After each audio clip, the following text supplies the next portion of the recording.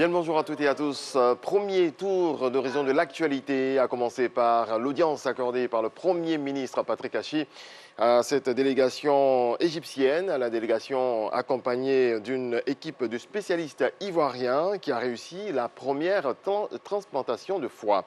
Sidonie Davila. La Côte d'Ivoire vient de réussir sa première transplantation hépatique ou greffe du foie. Le professeur Eli Kelly est l'un des acteurs clés de ce succès. Je suis sur ce projet depuis plus de 30 ans et aujourd'hui c'est l'aboutissement donc de beaucoup d'efforts. En instituant ce programme à Abidjan, nous allons donc permettre à nos concitoyens d'avoir accès. Notre souci, c'est de pouvoir réaliser avec aisance et sans complication l'acte. La transplantation hépatique est la solution de la dernière chance en cas de maladie grave du foie.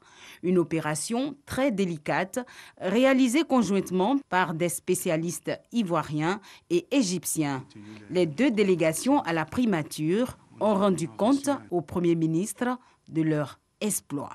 Le message clair, c'est que la Côte d'Ivoire, elle peut faire greffe hépatique maintenant. Elle peut être un centre de greffe hépatique, de chirurgie hépatique et pancréatique avancée. Et j'espère qu'on va continuer la collaboration. Selon les experts, depuis 2017, 31 personnes sont en attente d'une transplantation du foie. Un chiffre qui a certainement évolué à nos jours. La première initiative a été réalisée avec une femme âgée de 60 ans le lundi dernier. Une performance qui réjouit la tutelle. Le professeur Kelly et ses collaborateurs du CHU du Treichville ont pu donc faire une formation avec l'appui de l'OMS en Égypte, qui a une longue expérience donc, de transplantation donc, de foie. Et après, donc, nous avons invité l'équipe égyptienne à venir sur notre sol pour évaluer donc, le plateau technique. Donc, nous avons retenu l'Institut de cardiologie d'Abidjan comme un centre capable donc, de faire ce type d'opération. Pour le chef du gouvernement, Patrick Achi, cet exploit en matière sanitaire est un gage de progrès qu'il salue. L'objectif de la Côte d'Ivoire fixé par son Excellence M. le Président de la République, c'est de faire de la Côte d'Ivoire un centre d'excellence, de référence et un hub sanitaire. Et ça commence bien sûr par la qualité du plateau technique. Et je pense que le succès que vous venez de réaliser là est un pas de plus vers cet objectif-là.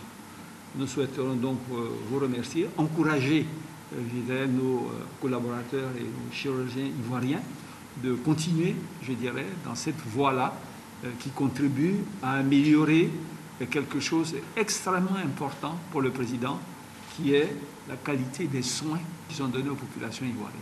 Le Premier ministre ne manquera pas de saluer l'accompagnement considérable de l'OMS lors de la transplantation du foie, une opération au cours de laquelle la présence remarquée des spécialistes ghanéens comme observateurs a été remarquée.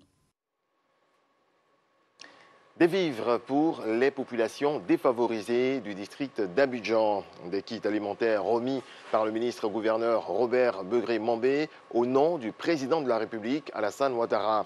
Une solidarité manifestée en cette fin d'année dont nous parle Issa Yeo.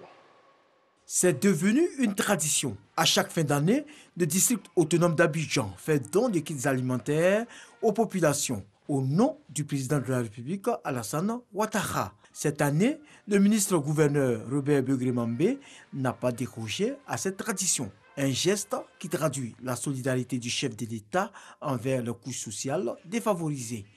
Le chef de l'État, par la série de dons qui va s'engager maintenant, veut exprimer sa solidarité à l'égard de ses frères et sœurs ivoiriens. Et nous demandons à nos chefs de village, nos chefs de communauté, les guides religieux que nous appelons les ministres de la parole révélée, et nous demandons aux agents du district ainsi qu'à tous ceux qui vont en bénéficier de rendre gloire au Seigneur, parce qu'il n'y a pas de petits dons. Les bénéficiaires de ces kits alimentaires expriment leur satisfaction. Nous sommes réjouis de savoir que le président de la République a trouvé la personne indiquée pour apporter le soulagement, le réconfort et l'assurance dans les cœurs et dans les esprits des populations du district autonome d'Abidjan. La distribution de ces kits va se poursuivre dans les 13 communes du district d'Abidjan aux populations défavorisées. Dans le reste de l'actualité, au Mali, les conclusions des assises nationales de la refondation doivent être présentées aujourd'hui au terme de près d'un mois de concertation dans tout le pays. Toutes les catégories socio-professionnelles ont été invitées à participer. Selon les autorités, plus de 70 000 personnes ont été consultées ces dernières semaines. Plusieurs dizaines de partis politiques, y compris les poids lourds, ont refusé d'y prendre part, tout comme les groupes armés signataires de l'accord de paix de 2015. Fin de ce rendez-vous de l'actualité. On se retrouve à 7h.